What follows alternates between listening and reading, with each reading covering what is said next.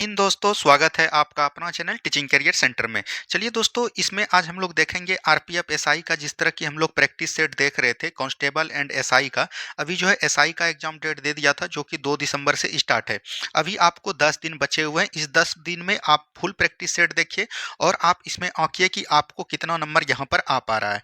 और इसमें जो है अगर आप 50 क्वेश्चन का डिस्कशन होता है, इसमें अगर आपका 30 नंबर आ रहा है तो आपकी तैयारी बहुत ज़्यादा बेहतर मानी जाएगी। इसमें हम लोग इतिहास, भूगोल, विज्ञान, अर्थशास्त्र, राजनीति शास्त्र, जितने भी क्वेश्चन पूछे जाते हैं 50 क्वेश्चन जीके जीएस के, वो सभी क्वेश्चन को बहुत ही अच्छे तरीके से देखेंगे। और ये प्रैक्टिस सेट आपका चौथा है। इससे 3 प्रैक्टिस सेट हमने कल खत्म कर चुका है। तो चलिए हम लोग बिना देरी का शुरुआत करते हैं आज के फर्स्ट क्वेश्चन से। तो जो भी चैनल में पहली बार जुड़ रहे हैं प्लीज चैनल को सब्सक्राइब जरूर कर लीजिएगा। नेक्स्ट क्वेश्चन देखिए, यहाँ पर से पहला क्वेश्चन क्या बोला गया दोस्तों, इनमें से किस भारतीय राज्य का क्षेत्रफल न्यूनतम है। देखिए, आप लोग कमेंट नहीं करते हैं कि आपका कितना नंबर आया, तो आपको यह भी बताना है कि आप जो है 50 में से कितना नंबर लाए, चाहे 20 नंबर लाए, 25 नंबर लाए, जो भी लाए आपको कमेंट करनी है। ठीक है, देखिए यहाँ पर बोला गया है कि इनमें से भारतीय राज्य का क्षेत्रफल न्यूनतम है। तो यहाँ पर बात आता है क्या दोस्तों, क्षेत्रफल का। क्षेत्रफल का जब क्रम आप लोग जानिएगा तो सबसे अधिक कहाँ का है, राजस्थान का है। क्या बोलिएगा, राजस्थान का है। ठीक है, उसके बाद कहाँ का है, मध्य प्रदेश का है। उसके बाद कहाँ का है, महाराष्ट्र का है। उसके बाद कहाँ का है, यूपी का। तो सबसे कम कहाँ का हो जाएगा, यूपी का हो जाएगा। तो ऑप्शन नंबर ए बिल्कुल राइट आंसर आपका हो जाएगा। यहीं अगर भारत में पूछेगा सबसे अधिक क्षेत्रफल किस राज्य का है, तो वो हो जाएगा आपका राजस्थान। क्या हो जाएगा, राजस्थान हो जाएगा। और वहीं अगर सबसे कम पूछेगा यानी न्यूनतम पूछेगा तो वो आपका हो जाएगा गोवा। क्या हो जाएगा, गोवा हो जाएगा। और यहाँ पर एक क्वेश्चन आपको ये भी पूछ सकता है कि भारत में सबसे अधिक जनसंख्या किस राज्य का है। तो जनसंख्या पूछेगा तो वो तो हो जाएगा उत्तर प्रदेश। और अगर न्यूनतम पूछेगा, अधिकतम हो जाएगा आपका उत्तर प्रदेश, और न्यूनतम पूछेगा तब आपका हो जाएगा सिक्किम। तो इसमें आपको कंफ्यूजन नहीं करना है। तो यहाँ से right answer option number A बिल्कुल राइट आंसर आपका हो जाएगा। ठीक है, चलिए बढ़ते हम लोग अगले प्रश्न की तरफ। नेक्स्ट क्वेश्चन को ध्यान से देखिए क्या बोला गया, निम्नलिखित में से कौन सी जनजाति नागालैंड से संबंधित है। तो नागालैंड से संबंधित इसमें देखिए यहाँ पर आपको रेगमा दिख रहा होगा। तो रेगमा जो है याद रखिएगा नागालैंड से संबंधित भी है, ये नागालैंड का भी है। और दोस्तों ये याद रखिएगा कहाँ का है, और ये असम का भी है। असम का जैसे हो जाएगा दोस्तों, असम का हो जाएगा मिकीर हो जाएगा। ठीक है, मिकीर हो जाएगा, रेगमा हो जाएगा। ये सब कहाँ का है, असम का भी है। तो रेगमा नागालैंड में भी पाया जाता है। तो ऑप्शन नंबर ए बिल्कुल राइट आंसर आपका हो जाएगा। ठीक है, एक होता है दोस्तों याद रखिएगा संथाल। संथाल होता है, तो ये याद रखिएगा कहाँ का है, बिहार और झारखंड का है। बिहार एवं झारखंड का क्या है, संथाल है। यूपी और उत्तराखंड का बात करिएगा तो यहाँ पर से क्या हो जाएगा, तो याद रखिएगा थाड़ू जनजाति। क्या दोस्तों, थाड़ू जनजाति। एमपी और महाराष्ट्र की बात करिएगा तो यहाँ पर आपको क्या बचेगा, तो याद रखिएगा भील जनजाति। क्या दोस्तों, भील जनजाति यहाँ पर देखने को आपको मिलेंगे। ठीक है, तो ये सब चीज को भी एकदम आपको ध्यान देनी है। चलिए अगले क्वेश्चन की तरफ बढ़ते हैं हम लोग। नेक्स्ट क्वेश्चन को देखिए क्या बोला गया, किस पतन को बंदरगाह शहर का होगा यहाँ पर अरब सागर की रानी कहा जाता है। देखिए किस बंदरगाह को यहाँ पर बोल रहा है शहर का अरब सागर की राजधानी। तो ये आपका हो गया बंदरगाह। ठीक है, जैसे यहाँ पर हो गया कंडला बंदरगाह, उसके बाद हो गया दोस्तों मुंबई पोर्ट, उसके बाद नाहना सोबा, ये सब दोस्तों बंदरगाह है। तो यहाँ पर अरब सागर की जो रानी कहा जाती है वो किसको कहा जाता है, अरब सागर की राजधानी सबसे जो दक्षिणी भाग यहाँ पर केरल में है, कोच्चि पोर्ट, इसको बोला जाता है। ठीक है, तो ये चीज भी एकदम ध्यान दीजिएगा। मुंबई में दोस्तों आपको मुंबई बंदरगाह हो जाएगा। और दोस्तों इसमें यहाँ पर नहा सो खोवा हो जाता है, जिसको कि अभी हम लोग नाम बदल कर क्या कर दिए हैं, जवाहरलाल नेहरू बंदरगाह। और भारत का सबसे बड़ा बंदरगाह पूछेगा तो यही हो जाएगा जवाहरलाल नेहरू बंदरगाह। कोलकाता में क्या हो जाएगा, तो याद रखिएगा हल्दिया बंदरगाह कहां पर है, तो याद रखिएगा कोलकाता में है। और यहां पर बात आता है चेन्नई। चेन्नई में दोस्तों बंदरगाह चेन्नई बंदरगाह है, चेन्नई पोर्ट इसको हम लोग जानते हैं। और ये याद रखिएगा समुद्र की गहराई नापने वाला कौन है, चेन्नई। और इसके ऊपर है याद रखिएगा एन्नोर बंदरगाह। एन्नोर बंदरगाह याद रखिएगा ये जो है कंप्यूटर रहित है। क्या दोस्तों, यहाँ एक ऐसा बंदरगाह है एन्नोर जो कि ये कंप्यूटर पर चलता है। ठीक है, तो इतना चीज आपको जानकारी रहनी चाहिए।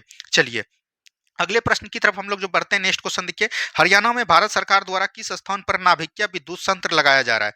तो हरियाणा जब बात करेगा तो यहाँ पर हो जाएगा गोरखपुर। गोरखपुर में जो है विद्युत संयंत्र लगाया जा रहा है। ठीक है, अब देखिए विद्युत संयंत्र कई प्रकार के होते हैं। जैसे सबसे पहले कहाँ पर था, तारापुर में। क्या दोस्तों, तारापुर में था। ठीक है, उसके बाद दोस्तों कहाँ पर हो जाएगा, तो याद रखिएगा नरोड़ा विद्युत परमाणु संयंत्र। ठीक है, नरोड़ा हो जाएगा। उसके बाद हो जाएगा आपका कुडनकुलम। क्या बोलिएगा, कुडनकुलम। उसके बाद क्या हो जाएगा, कलपक्कम हो जाएगा। क्या दोस्तों, कलपक्कम हो जाएगा। उसके बाद क्या रखेगा, याद रखिएगा रावत भाटा। क्या याद रखना है? रावत भाटा। उसके बाद क्या याद रखना है? याद रखिएगा कैगा परमाणु संयंत्र। क्या बोलिएगा? कैगा।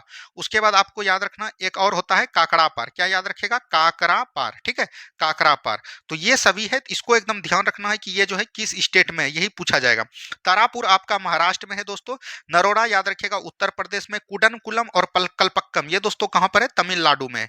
कहां पर है? तमिलनाडु में है। रावत भाटा आपका राजस्थान हो जाएगा, ठीक है, और कैगा आपका कर्नाटक हो जाएगा। क्या हो जाएगा? कर्नाटक हो जाएगा। और दोस्तों काकरा पर याद रखिएगा ये कहां पर हो जाएगा? गुजरात में हो जाएगा। अगर इसमें पूछेगा सबसे पहला कौन हुआ था, तो याद रखिएगा तारापुर महाराष्ट्र में। ये कब हुआ था? 1972 में हुआ था। और अगर सबसे बाद में पूछेगा तो ये हो जाएगा कुडनकुलम। तो इतना चीज आपको ध्यान देनी है। चलिए अगला क्वेश्चन देखते हैं हम लोग क्या बोला गया। केरवा किस प्रकार की खेती के लिए प्रसिद्ध है? केरवा मतलब होता है केसर, याद रखिएगा केसर। तो केसर का खेती होता है ऑप्शन नंबर ए। और केसर की खेती सबसे अधिक किस राज्य में पाया जाता है? तो याद रखिएगा जम्मू कश्मीर में। जम्मू कश्मीर भारत का एक ऐसा राज्य है जहां पर केसर का उत्पादन किया जाता है, तो ऑप्शन नंबर ए। और केसर का उत्पत्ति कहां से होता है? तो याद रखिएगा वर्तिका एवं बद्रिकाग वाले भाग से, ठीक है। ये क्वेश्चन बहुत बार पूछा गया है। अगला क्वेश्चन देखते हैं हम लोग क्या बोला गया है। पूर्णा, मंजिरा और प्राणहिता किसकी सहायक नदियां हैं? तो पूर्णा हो गया, मंजिरा हो गया, और जो है प्राणहिता किसकी सहायक नदियां हैं? तो ये सब गोदावरी की सहायक नदियां हैं। किसकी सहायक नदियां हो जाएगा? गोदावरी की सहायक नदियां हो जाएगा। अच्छा बात आता है यहाँ पर गोदावरी। गोदावरी कहाँ से निकलती है? तो याद रखिएगा दोस्तों महाराष्ट्र के त्रियंबकम पहाड़ी से निकलती है। क्या बोलिएगा? महाराष्ट्र के त्रियंबकम पहाड़ी से निकलती है। तो ये भी चीज एकदम आपको ध्यान देनी है। त्रियंबकम पहाड़ी से निकलती है और अपना जल जो है बंगाल की खाड़ी में गिराती है, आंध्र प्रदेश में। बंगाल की खाड़ी में अपना जल गिराती है और यहाँ तक इसकी कुल लंबाई देखिएगा तो ये 1465 किलोमीटर लगभग इसकी लंबाई है। और इसकी सहायक नदियां हो गया पूर्णा हो गया, मंजिरा हो गया, प्राणहिता हो गया, ये सब इसकी सहायक नदियां हैं। तो यहाँ से right answer option number A. और याद रखिएगा गोदावरी नदी को प्रायद्वीपीय भारत की सबसे लंबी नदी कहा जाता है। क्या दोस्तों? प्रायद्वीपीय भारत की सबसे लंबी नदी कौन हो जाएगा? तो वो हो जाएगा गोदावरी। और गोदावरी को याद रखिएगा दक्षिणी भारत की गंगा भी कहा जाता है। दक्षिणी गंगा पूछेगा तब तो हो जाएगा आपका कावेरी, लेकिन याद रखिएगा दक्षिण भारत की गंगा पूछेगा तो वो आपका हो जाएगा गोदावरी। तो ये चीज ध्यान दीजिएगा।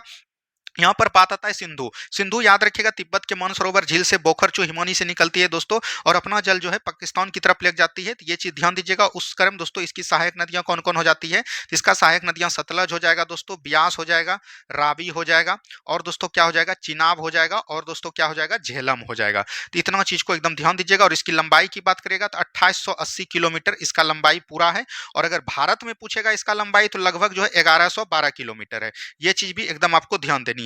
यहाँ पर आपको एक और नदी दिख रहा होगा यमुना। यमुना याद रखिएगा ये दोस्तों बंदरपुर हिमानी से निकलती है।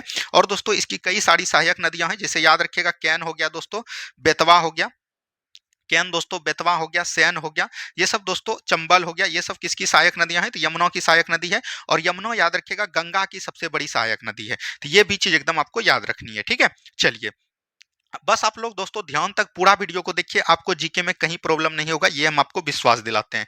टैगोर पहाड़ी किस राज्य में स्थित है? टैगोर पहाड़ी याद रखिएगा झारखंड राज्य में। कहां पर है? झारखंड राज्य में। तो ऑप्शन नंबर ए बिल्कुल राइट आंसर आपका हो जाएगा। यहाँ पर बिहार है, तो बिहार में क्या हो जाएगा? तो याद रखिएगा राजगीर की पहाड़ कहां पर है? बिहार में है। असम में दोस्तों अभी तुरंत हमने बताया क्या हो जाता है, तो याद रखिएगा मिकीर हो जाता है, रेगमा हो जाता है, ये सब कहां पर है? असम में है, ठीक है। छत्तीसगढ़ में भी दोस्तों याद रखिएगा मैकाल की पहाड़ी कहां पर है? तो याद रखिएगा ये छत्तीसगढ़ में है। तो इतना चीज आपको एकदम ध्यान देते हुए चलनी है। चलिए नेक्स्ट क्वेश्चन देखिए क्या बोला गया। निम्नलिखित में से कौन सी आयरलैंड की राजधानी? तो आयरलैंड की राजधानी डबलिन हो जाएगा। और ये सब चीज आपको ध्यान दे देना है कि कहाँ की राजधानी कहाँ है, ठीक है। ये कई बार बिहार दरोगा के एग्जाम में भी देखने को आपको मिले हैं। अगला प्रश्न देखिए क्या बोला गया। भारत के निम्नलिखित पड़ोसी देशों में से किसका जनसंख्या घनत्व तो सबसे अधिक है? तो याद रखिएगा भारत के कितने पड़ोसी देश हैं? 7 पड़ोसी देश है, तो उसमें सबसे जनसंख्या घनत्व अगर पूछेगा तो वो बांग्लादेश हो जाएगा। याद रखिएगा आप एक संशोधन हुआ था दोस्तों 100वां संविधान संशोधन, जो कि याद रखिएगा 3 बीघा कॉरिडोर पर आधारित था दोस्तों, 3 बीघा कॉरिडोर पर। और ये दोस्तों किसके लिए था? तो याद रखिएगा बांग्लादेश के लिए चलाया गया था। इतना चीज आपको ध्यान दीजिएगा। बांग्लादेश याद रखिएगा भारत का सबसे अधिकतम सीमा लगाता है। क्या दोस्तों? अधिकतम सीमा कौन, स्थलीय अधिकतम सीमा कौन लगाता है? बांग्लादेश। और बांग्लादेश की अगर बात करिएगा तो ये लगभग 4096 किलोमीटर की सीमा सजा करता है भारत से, ठीक है। और दोस्तों याद रखिएगा यहाँ से जो ट्रेन चलाया जाता है वो कौन कौन चला जाता है? तो याद रखिएगा मैत्री चला जाता है। तो ये चीज ध्यान दीजिएगा। यहाँ पर बात आता है चीन। याद रखिएगा चीन जो है भारत से लगभग दोस्तों 3488 किलोमीटर की सीमा साझा करता है। क्या दोस्तों 3488 किलोमीटर। और पाकिस्तान की बात करेगा तो 3323 किलोमीटर की सीमा साझा करता है। तो ये सब चीज भी आपको ध्यान देनी है। चलिए अगला क्वेश्चन देखिए क्या बोला गया दोस्तों। अगला क्वेश्चन है टेक्सोल किस पेड़ से निकलता है। टेक्सोल दोस्तों याद रखिएगा सूची वृक्ष पर से निकलता है। क्या दोस्तों सूची वृक्ष पेड़ से एक टेक्सोल है वो जो निकलता है। जैसे यहाँ पर देवदार है और चीर है दोस्तों, ये याद रखिएगा सदाबहार बन के उदाहरण है। क्या दोस्तों सदाबहार बन के उदाहरण है ये दोनों, ठीक है। और ये नीम जो है याद रखिएगा ये दोस्तों क्या है पर्णपाती बन के उदाहरण है। तो ये सब भी आपको याद रखनी है। चलिए अब बढ़ते हैं हम लोग अगले प्रश्न की तरफ। नेक्स्ट क्वेश्चन देखिए क्या बोला गया। भारतीय संविधान का प्राधिकार स्रोत कौन है। यानी कि भारतीय संविधान का जो प्राधिकार स्रोत है वो कौन है। तो याद रखिएगा ये हो जाएगा भारत के लोग। क्या हो जाएगा दोस्तों भारत के लोग हो जाएगा। यहाँ से ऑप्शन नंबर बी बिल्कुल राइट आंसर आपका हो जाएगा। जैसे बोला गया संविधान, संविधान याद रखिएगा बनकर तैयार कब हुआ दोस्तों। तो याद रखिएगा 26 नवंबर 1949 को। और इसी दिन याद रखिएगा दोस्तों 15 अनुच्छेद को लागू कर दिया गया था। 15-16 जो भी रहे आप ठीक लगाना है, ठीक है। और इसमें बोला गया दोस्तों कि याद रखिएगा ये जो अंतिम रूप से लागू कब किया गया था। तो याद रखिएगा 26 जनवरी 1950 को। तो ये भी चीज एकदम आपको ध्यान देते हुए चलनी है। तो यहाँ पर से क्या होता है भारत के लोग से स्टार्ट होता है। तो ऑप्शन नंबर बी बिल्कुल राइट आंसर हो जाएगा। याद रखिएगा संविधान भारत का अगर पूछेगा सबसे प्रमुख कौन होता है दोस्तों, अगर पूछेगा भारत का अगर संवैधानिक प्रमुख सबसे अधिक कौन होता है किसको माना जाता है तो संविधान को माना जाता है। किसको माना जाता है संविधान को माना जाता है। और संविधान में दोस्तों किसका चर्चा है सबसे पहले, तो संविधान में सबसे उच्च कौन होता है। तो याद रखिएगा जैसे आपको राष्ट्रपति संसद देगा तो वो सब नहीं लगाना है। तो यहाँ पर आपको जनता लगाना है, ठीक है। तो ये चीज ध्यान दीजिएगा। राष्ट्रपति की चर्चा संविधान के अनुच्छेद 52 में की गई है। और सर्वोच्च न्यायालय की चर्चा संविधान के 124 आर्टिकल में की गई है, ठीक है। 124 से लेकर 129 तक है। तो ये चीज आपको ध्यान देनी है। चलिए अगला क्वेश्चन देखिए क्या बोला गया दोस्तों। भारतीय संविधान में मौलिक कर्तव्य की अवधारणा किस देश के संविधान से ली गई है। यानी कि भारतीय संविधान के मौलिक कर्तव्य याद रखिएगा संविधान के भाग 4 के क में है। और ये कहां से लिया गया है आयरलैंड से लिया गया है। आयरलैंड यहाँ पर सॉरी आयरलैंड से नहीं दोस्तों रूस से लिया गया है। कहां से लिया गया है रूस से लिया गया है, जिसको कि हम लोग सोवियत संघ बोलते हैं। और ये अनुच्छेद की बात करेगा तो 51 के क में इसका वर्णन किया गया है रूस से। यहाँ पर दोस्तों यूके है। तो यूके से याद रखेगा संसदीय प्रणाली कहां से लिया गया है। याद रखेगा संसदीय प्रणाली की बात करेगा तो वो हो जाएगा आपका ब्रिटेन से। और दोस्तों संसद कहां से लिया गया है तो याद रखेगा ब्रिटेन से। राष्ट्रपति का पद कहां से लिया गया है तो याद रखेगा राष्ट्रपति का पद कहां से लिया गया है ये पूछेगा तो आपको हो जाएगा कहां ब्रिटेन से। यहाँ पर है अमेरिका। यूएसए को हम लोग क्या बोलते हैं अमेरिका। अमेरिका से क्या क्या लिया है सबसे पहले दोस्तों याद रखेगा मौलिक अधिकार लिया गया है। क्या बोलिएगा मौलिक अधिकार लिया गया है। और यहाँ पर क्या लिया गया है उपराष्ट्रपति का पद पूछेगा तो कहाँ से लिया गया है तो याद रखेगा यूएसए से। और यहाँ पर क्या लिया गया है तो याद रखेगा मतलब राष्ट्रपति पर पूछेगा महाभियोग। राष्ट्रपति पर महाभियोग ये सभी क्वेश्चन जो बोल रहे हैं कई बार एग्जाम में पूछे गए हैं और यही सब क्वेश्चन गलत होगा। राष्ट्रपति पर महाभियोग पूछेगा तो ये भी कहाँ से लिया गया है अमेरिका से लिया गया है। न्यायपालिका कहाँ से लिया गया है तो याद रखेगा न्यायपालिका भी लिया गया है कहां से अमेरिका से। जर्मनी से क्या लिया है याद रखेगा आपातकाल। आपातकाल में मौलिक अधिकार का जो हनन होगा उस पे दोस्तों क्या लिया गया है याद रखेगा जर्मनी से लिया गया है। और दोस्तों यहाँ पर कहां से लिया गया है तो याद रखेगा सोवियत संघ से रूस से तो आपका हो गया। और याद रखेगा समानता। क्या दोस्तों समानता बंधुता और स्वतंत्रता ये कहां से लिया गया है तो याद रखेगा फ्रांस से लिया गया। कहां से फ्रांस से। प्रस्तावना प्रस्तावना दोस्तों अगर पूछेगा तो वो तो हो जाएगा दोस्तों आपका अमेरिका से। लेकिन प्रस्तावना की अगर भाषा पूछेगा तब आपका हो जाएगा ऑस्ट्रेलिया, ठीक है। इतना चीज को आपको याद रखनी है। अगला क्वेश्चन देखिए क्या बोला गया। भूमि सुधार डैश के विषयों के अंतर्गत आता है। तो भूमि सुधार दोस्तों राज्य सूची के बीच आता है। तो याद रखिएगा ऑप्शन नंबर सी बिल्कुल राइट आंसर हो जाएगा। यहाँ संविधान के आप जब 7वीं अनुसूची को पढ़िएगा दोस्तों तो इसमें बता गया है सूची के बारे में। इसमें बोला गया है कि याद रखिएगा संघ सूची होगा, एक होगा राज्य सूची और एक होगा समवर्ती सूची। ये भी चीज एकदम आपको ध्यान दीजिएगा। संघ सूची पर केंद्र सरकार कानून बनाएंगे, राज्य सूची पर राज्य सरकार कानून बनाएंगे, समवर्ती सूची पर दोनों बनाएंगे। संविधान जिस समय था उस समय 97 विषय था, अभी जो बढ़ता इसमें 100 विषय हो गया है। राज्य सूची में पहले याद रखेगा 66 विषय था, लेकिन याद रखेगा 42वां संविधान संशोधन 1976 के द्वारा इसका 5 विषय निकालकर समवर्ती सूची में दे देता है। जिसमें समवर्ती सूची में पहले 47 विषय था, 5 बढ़कर कितना हो जाता है 52 और इसमें 5 घटकर कितना हो गया है 61। तो ये चीज ध्यान दीजिएगा। तो ऑप्शन नंबर सी बिल्कुल राइट आंसर आपका यहाँ पर से हो जाएगा। यहाँ बात आता है अनुसूची 1 का। तो अनुसूची 1 में क्या है याद रखेगा भारत एवं उसके राज्य के नाम है, ठीक है। अनुसूची 2 में क्या गया है तो याद रखेगा अनुसूची 2 में दिया गया है शपथ के बारे में, सॉरी वेतन के बारे में। क्या दोस्तों वेतन के बारे में। अनुसूची 3 में क्या बोला गया है शपथ के बारे में।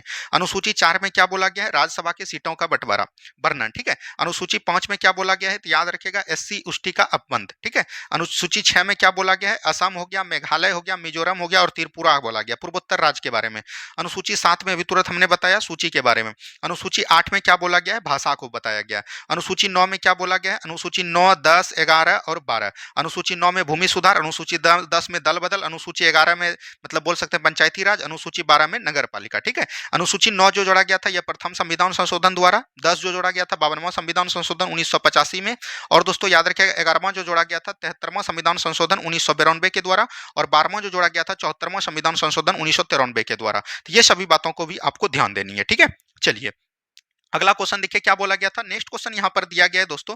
नेक्स्ट क्वेश्चन दिया गया है, भारतीय नागरिकता किस प्रकार प्राप्त नहीं की जा सकती है, यानी कि भारतीय नागरिकता जो है किस प्रकार से प्राप्त नहीं की जा सकती है। तो याद रखिएगा जब आप अनुच्छेद जो है पढ़िएगा 5 को, अनुच्छेद 5 याद रखिएगा संविधान के भाग 2 को जब पढ़िएगा तो इसमें जो है नागरिकता की बात की गई है। क्या बोला गया है, नागरिकता की बात की गई है। नागरिकता याद रखिएगा 5 प्रकार से आप प्राप्त कर सकते हैं।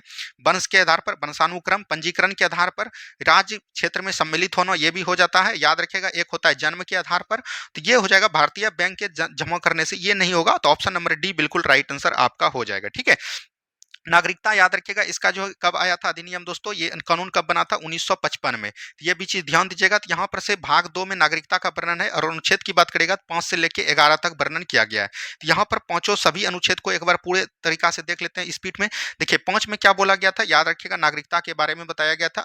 अनुच्छेद 6 में क्या बताया गया था, तो याद रखिएगा जो भी पाकिस्तान से भारत आया उसको नागरिकता दी जाएगी अनुच्छेद 6 के तहत। अनुच्छेद 7 में क्या बताया था, कुछ भारत के लोग जो है पहले पाकिस्तान गए, पाकिस्तान से फिर भारत आए, उसको कौन देगा, तो अनुच्छेद 7 देगा नागरिकता। अनुच्छेद 8 क्या बोला गया है, याद रखिएगा जिसके माता और पिता जो है भारतीय है लेकिन उसके बच्चे जो कहाँ रहते हैं, विदेश में रहते हैं, तो उसको बोलेंगे एंग्लो भारतीय। ठीक है, ये चीज ध्यान दीजिएगा। अनुच्छेद 9 में क्या बोला गया था कि जो भी भारतीय मतलब विदेश में बस गए और 7 साल के बाद वापस नहीं आए तो उसकी जो है भारतीय मतलब नागरिकता रद्द की जाएगी, ये बोला गया अनुसूची 9 अनुच्छेद 9 में।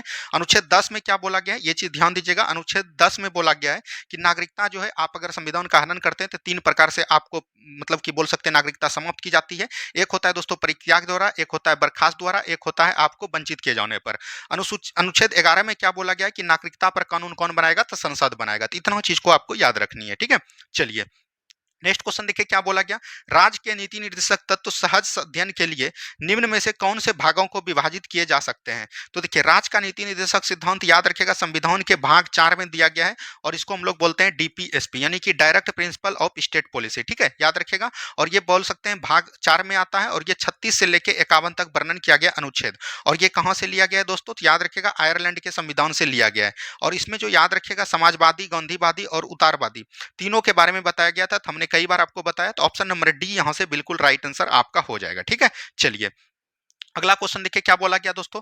भारत के राष्ट्रपति के निर्वाचन के लिए निर्वाचन गणन यानी कि बोल सकते हैं कि निर्वाचन गगन यानी कि इलेक्टोरल कॉलेज में निम्नलिखित में से कौन शामिल नहीं है। यहाँ पर भारत के राष्ट्रपति की बात आती है, तो भारत के राष्ट्रपति का जब अनुच्छेद 54 को पढ़िएगा दोस्तों, तो इसमें बोला गया है याद रखिएगा निर्वाचन मंडल। क्या दोस्तों, निर्वाचन मंडल कहने का मतलब हुआ कि भारत के राष्ट्रपति के चुनाव में कौन कौन भाग लेगा। तो इसमें दोस्तों कौन कौन भाग लेते हैं, तो याद रखिएगा लोकसभा का निर्वाचित सदस्य, इसमें मनोनीत नहीं लेते हैं, तो याद रखिएगा निर्वाचित सदस्य लेते हैं। ठीक है, और दोस्तों राज्यसभा के निर्वाचित सदस्य, क्या दोस्तों निर्वाचित सदस्य कौन लेंगे, राज्यसभा के।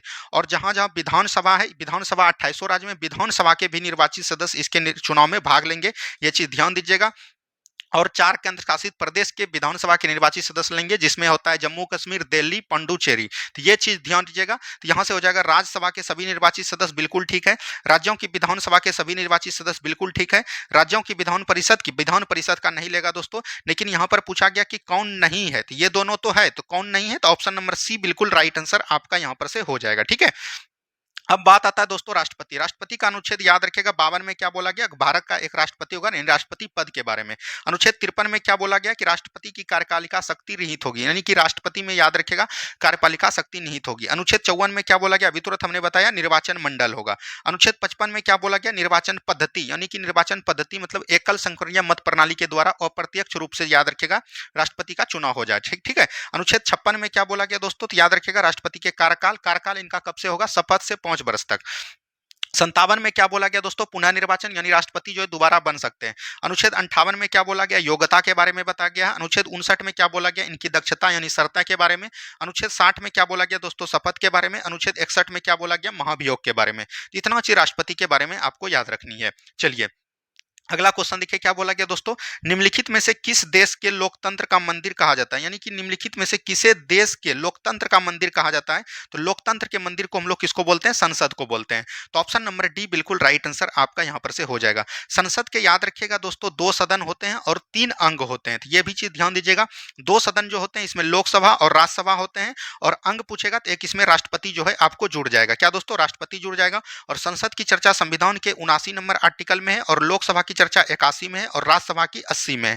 तो ये भी चीज एकदम आपको ध्यान देनी है। सर्वोच्च न्यायालय की चर्चा याद रखिएगा संविधान के 124 नंबर आर्टिकल में की गई है। अशोक स्तंभ याद रखिएगा, भारत का राष्ट्रीय प्रतीक है कौन दोस्तों, अशोक स्तंभ। राजघाट याद रखिएगा कहां पर है दोस्तों, दिल्ली में है, और इसको याद रखिएगा राजघाट को क्या बोलते हैं, तो महात्मा गांधी का समाधि स्थल को हम लोग क्या बोलते हैं, राजघाट बोलते हैं। तो ये क्वेश्चन आपका ऑप्शन नंबर डी बिल्कुल राइट आंसर हो जाएगा। ठीक है, अगला क्वेश्चन देखिए क्या बोला गया दोस्तों, भारत के कार्यवाहक मुख्य न्यायाधीश की नियुक्ति का प्रावधान संविधान के किस अनुच्छेद में किया गया है। तो ये क्वेश्चन जो है काफी इंपॉर्टेंट हो जाता है, इसको एक बार आप लोग ध्यान से देखिए। बोला गया है कि भारत के कार्यवाहक मुख्य न्यायाधीश, यानी कि कार्यवाहक मुख्य न्यायाधीश की नियुक्ति का प्रावधान ये अनुच्छेद 126 में किया गया है।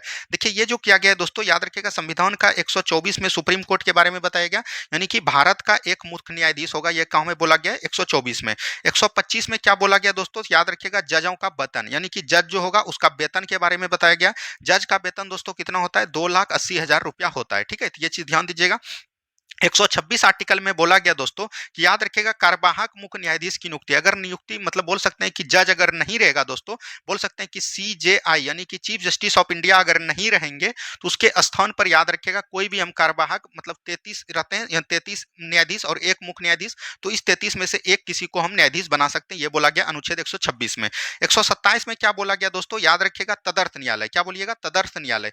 तदर्थ न्यायालय कहने का मतलब हुआ कि अगर 33 में कोई भी व्यक्ति नहीं रहेगा तो उसको हम लोग दोस्तों एक शामिल कर सकते हैं, उसको बोला जाता है तदर्थ न्यायालय, यानी कि चीफ जस्टिस ऑफ इंडिया को छोड़कर जितने भी दोस्तों जज वहां रहेंगे उसके बारे में बताया गया। 128 में क्या बोला गया दोस्तों, तो याद रखिएगा 128 में बोला गया कि अगर 33 और 1 मिलकर 34 जितने भी जज हैं, और मतलब कि बोल सकते हैं वहां पर सुप्रीम कोर्ट में जज है और वकील है, वो दोस्तों अगर कार्य नहीं कर पा रहे हैं तो उसके जगह पर दोस्तों सेवानिवृत्त न्यायाधीश को हम लोग इसमें ला सकते हैं कुछ काम करने के लिए। तो ये चीज बोला गया अनुच्छेद 128। 129 में क्या बोला गया दोस्तों, सर्वोच्च न्यायालय दोस्तों एक अभिलेख जारी करेगा, यह बोला गया है अनुच्छेद 129 में। तो अब जो है आपको सर्वोच्च न्यायालय के एक भी प्रश्न नहीं छूटेंगे। सर्वोच्च न्यायालय की याद रखिएगा मुख्य न्यायाधीश अभी जो है वर्तमान में 91 नंबर के कौन बने दोस्तों, तो याद रखेगा संजीव खन्ना, कौन बोलिएगा, संजीव खन्ना बने। तो यह चीज एकदम आपको ध्यान देनी है। ठीक है, यहाँ पर बात आता है दोस्तों, ये तो हो गया। चलिए बढ़ते हैं हम लोग अगले प्रश्न की तरफ। नेक्स्ट क्वेश्चन को ध्यान से देखिए क्या बोला गया। नेक्स्ट क्वेश्चन यहाँ पर दिया गया है, जिला के उच्चतम न्यायिक अधिकारी कौन होता है, तो ये तो हो जाएगा जिला न्यायाधीश। उच्चतम न्यायिक का हमने हाई कोर्ट का पूछेगा दोस्तों, तो कौन हो जाएगा, यानी कि हाई कोर्ट ने अधीनस्थ न्यायालय का, तो जिला न्यायाधीश हो जाएगा। ऑप्शन नंबर ए बिल्कुल राइट आंसर आपका हो जाएगा। नेक्स्ट क्वेश्चन देखिए क्या बोला गया, किस जैन सभा के अंतिम रूप में स्वयंवर आगम का संपादन हुआ था, यानी कि किस जैन सभा में अंतिम रूप से स्वयंवर, बात करेगा यहाँ पर जैन सभा। तो याद रखिएगा दोस्तों जैन धर्म, जैन धर्म के याद रखिएगा इसमें तो कुल 24 तीर्थकर हुए, तो इसमें दोस्तों याद रखिएगा प्रथम तीर्थकर कौन हुए, ऋषभ देव। क्या बोलिएगा, ऋषभ देव। ऋषभ देव या इसी को बोला जाता है आदिनाथ। ठीक है, आदिनाथ बोला जाता है, तो ये चीज ध्यान दीजिएगा। और 23वें तीर्थकर कौन हुए, तो याद रखिएगा पार्श्वनाथ। क्या बोलिएगा, पार्श्वनाथ बोलिएगा। और 24वें तीर्थकर कौन हुए दोस्तों, तो याद रखिएगा महावीर स्वामी। क्या दोस्तों, महावीर स्वामी। महावीर स्वामी ही याद रखिएगा, ज्यादातर इन्हीं के द्वारा प्रश्न पूछा जाता है। महावीर स्वामी को याद रखिएगा जैन धर्म का वास्तविक संस्थापक माना जाता है। और महावीर स्वामी के याद रखिएगा पत्नी का नाम क्या था, इनके पिता का नाम और पत्नी का नाम आपको याद रखना। इनके पिता का नाम क्या था दोस्तों, तो याद रखिएगा इनके पिता का नाम था सिद्धार्थ। क्या नाम था, सिद्धार्थ। ठीक है, ये चीज ध्यान दीजिएगा। और इसके माता जी का नाम क्या था, तो याद रखिएगा यशोदा। क्या नाम था दोस्तों, यशोदा नाम था। ठीक है, और पत्नी का नाम क्या था दोस्तों, तो याद रखिएगा पत्नी का नाम भी आपको कमेंट करनी है। और इसके एक पुत्री था, पुत्री का नाम कौन था दोस्तों, याद रखिएगा प्रियदर्शनी। क्या था, प्रियदर्शनी नाम था इनका। ठीक है, और इनके याद रखिएगा एक दामाद हुए जिसका कि नाम जमाली हुआ करता था। तो यहाँ पर याद रखिएगा जैन धर्म के दो मतलब बोल सकते हैं जैन संगति हुए हैं।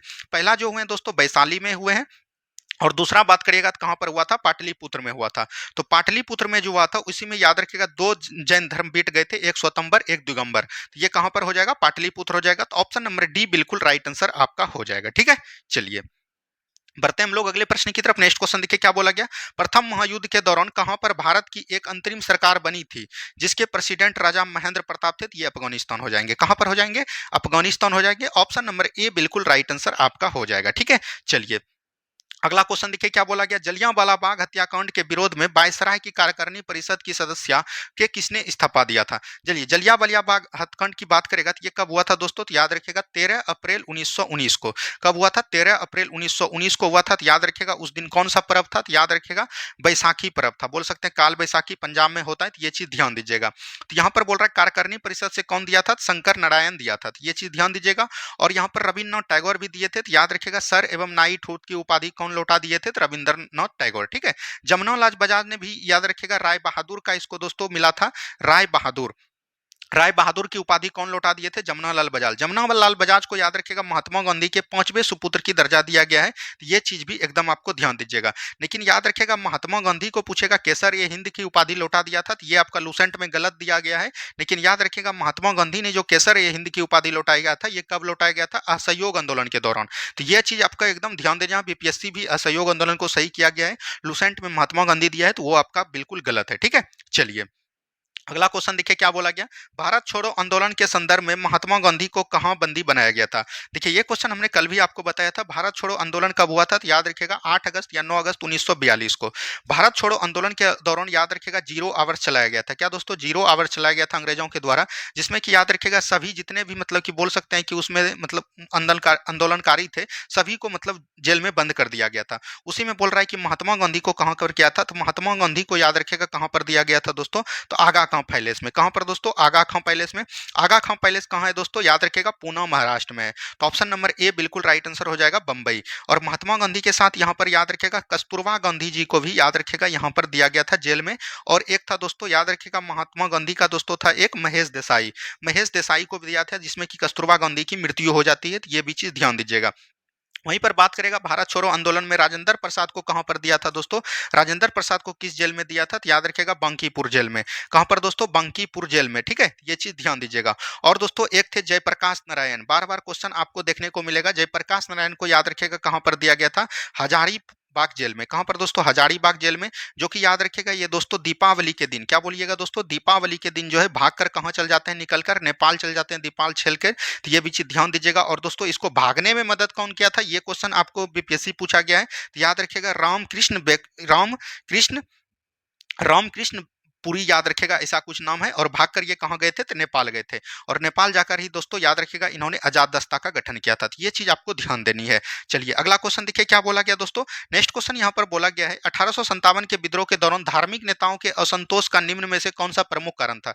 देखिए 1857 विद्रोह के कई सारे कारण थे, जैसे ईसाई धर्म प्रचारक की बढ़ती गतिविधियां, तो यही हो जाएगा बिल्कुल राइट आंसर। ईसाई धर्म इतना बढ़ गया था दोस्तों कि आपको 1857 के विद्रोह का क्रांति का एक कारण था। तो ऑप्शन नंबर ए बिल्कुल राइट आंसर हो जाएगा। देखिए 1857 की क्रांति कब स्टार्ट हुआ था, याद रखिएगा 10 मई 1857 को। लेकिन याद रखिएगा कुछ दिन पहले ही हो गया था, तो 31 मार्च को ही स्टार्ट हो गया था, 31 मार्च 1857 का। इसका नेतृत्व किसने किया था, तो याद रखिएगा बहादुर शाह जफर ने। किसने दोस्तों, दिल्ली से कौन किया था, बहादुर शाह जफर।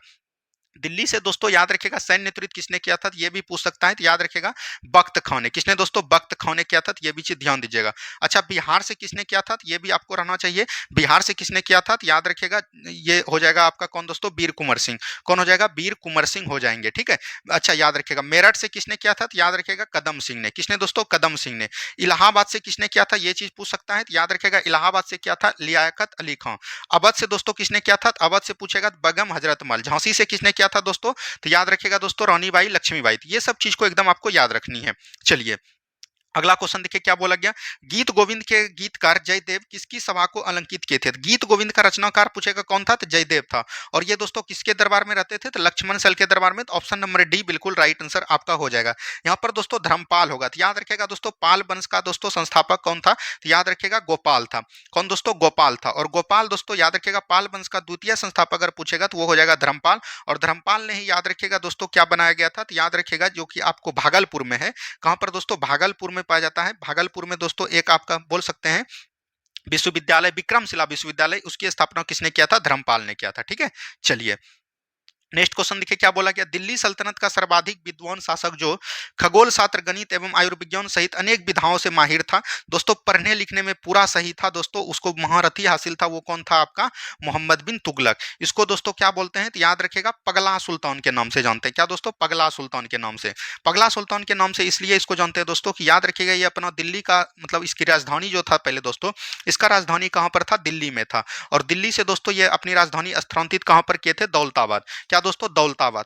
दौलताबाद में फिर दोस्तों इसको मन नहीं लगा, फिर ने इसने कहां अपना राजधानी स्थानांतरित कर दिया, दिल्ली। और दिल्ली में दोस्तों उस समय अकाल पड़ा था, और अकाल पड़ते किसानों को दोस्तों इसने जो है 50% मतलब टैक्स लगा दिया।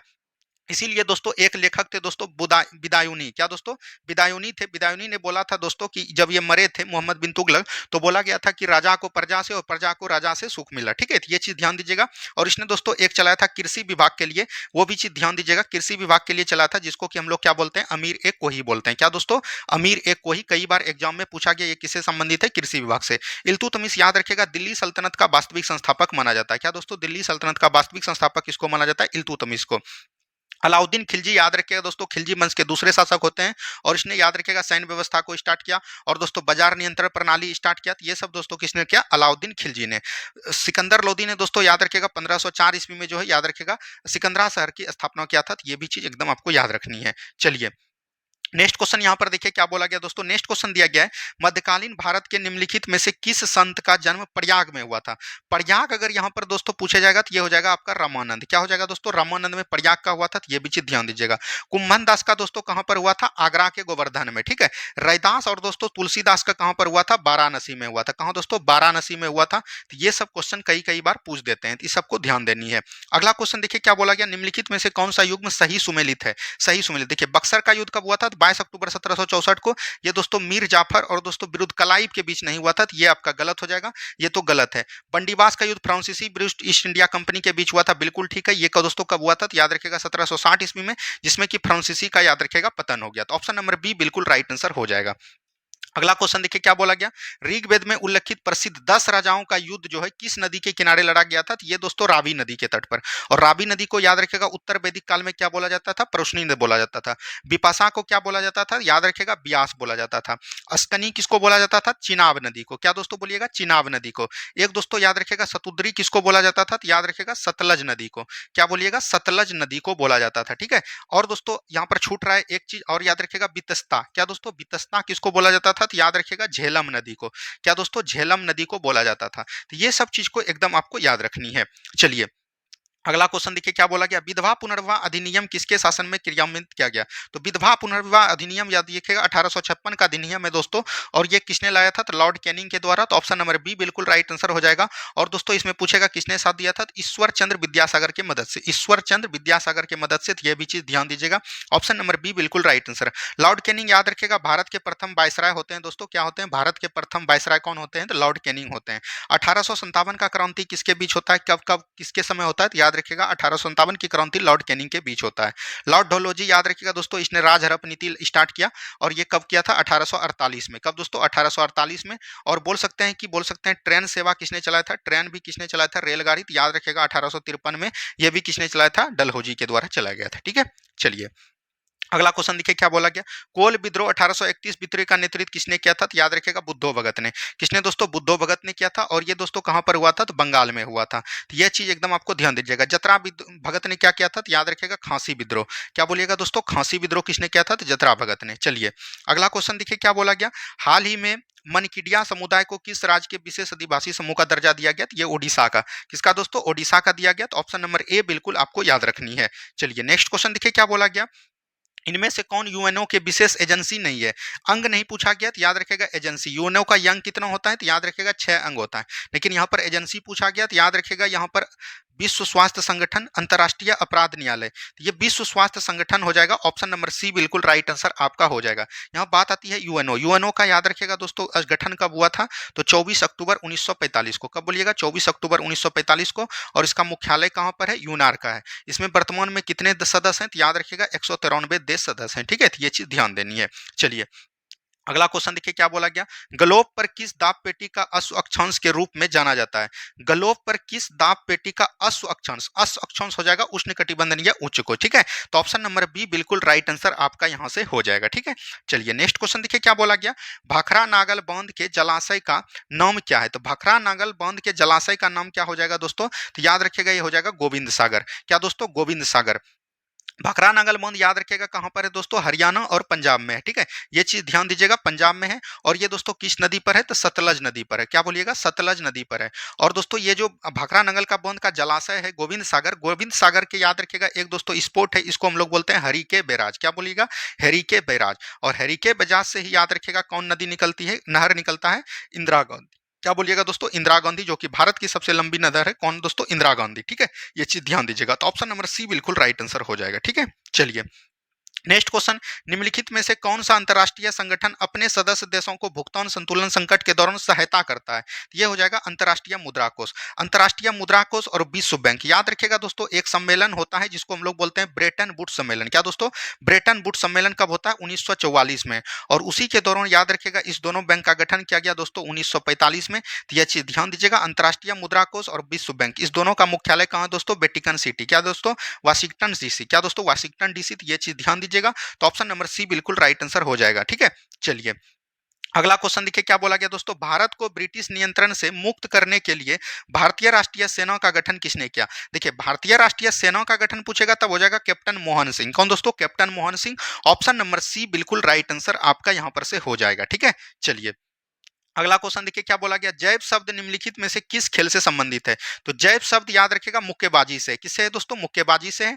तो ऑप्शन नंबर बी बिल्कुल राइट आंसर आपका हो जाएगा। क्रिकेट से दोस्तों ढेरी बहुत ज्यादा हो जाता है, जैसे दिलीप सिंह ट्रॉफी किससे हो जाएगा, क्रिकेट से हो जाएगा। तो ये चीज ध्यान देनी है। नेक्स्ट क्वेश्चन देखिए क्या बोला गया, गंगानगर अगेती डैश की फसल है। तो ये कपास की फसल है। क्या दोस्तों, कपास की फसल है। याद रखिएगा कपास जो है काली मिट्टी में उपजाई जाती है। किसमें दोस्तों, काली मिट्टी में उपजाई जाती है, कौन, कपास, ठीक है। चलिए नेक्स्ट क्वेश्चन देखिए क्या बोला गया, निम्नलिखित में से कौन सा वायुमंडल का घटक नहीं है। तो वायुमंडल का घटक तापमान हो जाएगा। देखिए दोस्तों जब भी दोस्तों पृथ्वी पर जल रहता है तो उसके द्वारा जो तापमान होता है वो दोस्तों स्थल मंडल का भाग है। क्या दोस्तों, स्थल मंडल का भाग है, इसीलिए हो जाएगा ऑप्शन नंबर ए। वायुमंडल के दोस्तों याद रखिएगा कई परतें होते हैं, जैसे आपका हो जाएगा बहिर्मंडल। क्या दोस्तों, बहिर्मंडल हो जाएगा। उसके बाद दोस्तों आयन मंडल हो जाता है, आयन मंडल। उसके बाद दोस्तों हो जाता है आपका मध्य मंडल, मध्य मंडल के बाद दोस्तों आपका हो जाता है समताप मंडल, समताप मंडल के बाद हो जाता है क्षोभ मंडल। तो ये चीज ध्यान दीजिएगा, सबसे गर्म कौन होता है, क्षोभ मंडल, और सबसे ठंडी कौन होता है, मध्य मंडल। समताप मंडल से याद रखिएगा ओजोन परत की सुरक्षा की जाती है, तो ये चीज ध्यान दीजिएगा। ये दोस्तों 0 से 18 होता है, 18 से दोस्तों 50 होता है, 50 से दोस्तों 80 होता है, 80 से ये 640 किलोमीटर तक होती है। तो ये चीज भी एकदम आपको ध्यान देनी है। चलिए नेक्स्ट क्वेश्चन देखिए क्या बोला गया, भारत में संसदीय सरकार की विशेषताएं में शामिल नहीं है। तो संसदीय सरकार की विशेषताएं में कौन शामिल नहीं है, तो याद रखिएगा दोहरी सदस्यता। दोहरी सदस्यता नहीं है, याद रखिएगा इसमें दोहरी सदस्यता करने का मतलब हुआ कोई भी याद रखिएगा संसद का सदस्य और दोस्तों याद रखिएगा विधान मंडल का सदस्य एक बार नहीं बन सकता है। यही चीज बोला गया क्वेश्चन में कि कौन नहीं है, तो दोहरी सदस्यता इसी को बोलते हैं कि आप जो है सांसद भी हैं और विधायक भी हैं। तो ये आपको नहीं हो जाएगा, तो ऑप्शन नंबर सी बिल्कुल राइट आंसर हो जाएगा, ठीक है। चलिए नेक्स्ट क्वेश्चन देखिए क्या बोला गया, विशेष परिस्थितियों में से अग्रिम रूप से आकस्मिक निधि का धन निकाल सकते हैं। देखिए आकस्मिक निधि की चर्चा संविधान के 267 आर्टिकल में है और दोस्तों 266 में क्या बोला जाता है, तो याद रखिएगा संचित निधि के बारे में। तो संचित निधि हुआ था दोस्तों, आकस्मिक निधि को कौन निकालते हैं, राष्ट्रपति निकालते हैं। आकस्मिक निधि वह निधि हुआ जो कि कहीं भी आप पैसा रख देते हैं छुपा कर और उसको दोस्तों याद रखिएगा इमरजेंसी में निकालते हैं, उसी को बोला जाता है आकस्मिक निधि। तो ऑप्शन नंबर बी बिल्कुल राइट आंसर हो जाएगा, ठीक है। चलिए अगली प्रश्न की तरफ बढ़ते हैं हम लोग, निम्न में से कौन सा नृत्य फसल की कटाई संबंधित नहीं है। तो पोनुंग हो जाएगा दोस्तों, क्या हो जाएगा, पोनुंग जो है ये दोस्तों फल की कटाई से संबंधित नहीं है। तो ऑप्शन नंबर ए बिल्कुल राइट आंसर आपका हो जाएगा। नेक्स्ट क्वेश्चन देखिए क्या बोला गया, वैसी वस्तुएं जो सभी रंगों को अवशोषित कर लेती है और किसी भी रंग को परावर्तित नहीं करती है, तो वो आपका काला हो जाएगा। क्या दोस्तों, काला रंग हो जाएगा। और दोस्तों जो सभी रंगों को परावर्तित कर देती है, परावर्तित कर देगी, वो आपका हो जाएगा कौन दोस्तों, तो याद रखिएगा सफेद रंग हो जाएगा। क्या दोस्तों, सफेद हो जाएगा। तो ये दोनों चीज को एकदम आपको याद रखनी है। नेक्स्ट क्वेश्चन देखिए क्या बोला गया, अस्थायी चुंबक बनाने के लिए किस प्रकार के लोहे का प्रयोग करते हैं, तो नर्म लोहे का। क्या दोस्तों, नर्म लोहे। लोहे कितने प्रकार के होते हैं, दो प्रकार के होते हैं, एक होते हैं ढलवां लोहा, एक होते हैं पिटमा लोहा। लेकिन याद रखिएगा दोस्तों लोहे का अयस्क पूछेगा तो ये चार होता है, जैसे क्या हो गया, हेमाटाइट हो गया और दोस्तों सिडोराइट हो गया, ये सब दोस्तों लोहा का अयस्क है।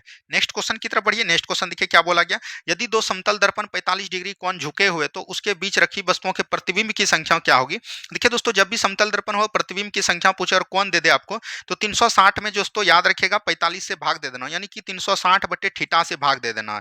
और दोस्तों याद रखेगा थीटा से जब भाग दीजिएगा दोस्तों तो ये हो जाएगा। और दोस्तों इसको जब भाग दीजिएगा तो ये कितना पर में कट जाएगा। देखिए 9 से कटेगा दोस्तों ये 5 बार में, और 9 से कट जाएगा ये 4 बार में, 5 से कट जाएगा दोस्तों 8 बार में। अगर दोस्तों इसको करने के बाद आपका सम संख्या आता है, तो सम संख्या में दोस्तों याद रखेगा एक आपको माइनस कर लेना है। और सम संख्या जैसे 8 सम संख्या है, तो इसमें दोस्तों एक माइनस कर लेंगे तो आपका 7 राइट आंसर हो जाएगा। याद रखेगा आंसर जो है हमेशा देना है आपको विषम संख्या में, तो यह चीज एकदम आपको याद रखनी है। ठीक है, चलिए नेक्स्ट क्वेश्चन देखिए क्या बोला गया। हाल ही में हुई नियुक्तियों में से कौन सुमेलित है। अनीश दयाल सिंह सीआरपीएफ के महानिदेशक हैं, बिल्कुल ठीक है। अरविंद प्रक्रिया 16वें वित्त आयोग के अध्यक्ष हैं, बिल्कुल ठीक है। अरिंदम बागची दोस्तों संयुक्त राष्ट्र में बोल सकते हैं भारत का स्थायी प्रतिनिधित्व कर रहा है कौन, अरविंद बागची। ये तीनों का तीनों कथन सही है, तो ऑप्शन नंबर डी बिल्कुल राइट आंसर हो जाएगा। नेक्स्ट क्वेश्चन देखिए क्या बोला गया। चंद्रमा पर सफलतापूर्वक सॉफ्ट लैंडिंग करने वाले जापान के किस नाम का रोवर को भेजा गया। ये स्पाइनर हो जाएगा। क्या दोस्तों, स्पाइनर हो जाएगा। ऑप्शन नंबर सी बिल्कुल राइट आंसर आपका हो जाएगा। देखिए चंद्रयान फर्स्ट की बात करेगा तो आप दोस्तों कब छोड़े गए थे भारत की तरफ से, 2008 में। और दोस्तों इसको कब छोड़ा गया था, तो PSLV 1 से। ठीक है, तो ये चीज 11 से, तो ये चीज ध्यान दीजिएगा। और द्वितीय दोस्तों कब भेजा गया था, चंद्रयान सेकंड 2019 में भेजा गया था।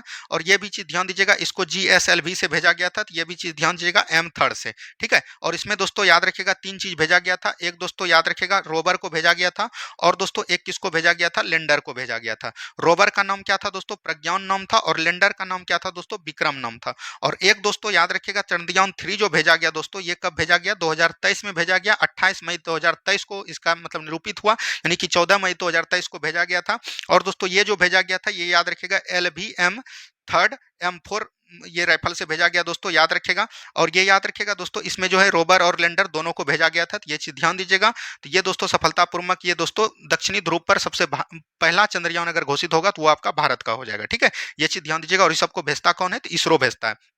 इसरो का गठन कब हुआ था दोस्तों, याद रखिएगा 15 अगस्त 1969 ईस्वी को। तो ये सभी बातों को आपको ध्यान देनी है। नेक्स्ट क्वेश्चन देखिए क्या बोला गया। वर्ष 1969 में भारत के कितने बैंकों का राष्ट्रीयकरण किया गया। 1969 में तो दोस्तों 14 बैंकों का राष्ट्रीयकरण किया गया। कहा गया कि दोस्तों याद रखिएगा चौथी पंचवर्षीय योजना 1969 में आई थी।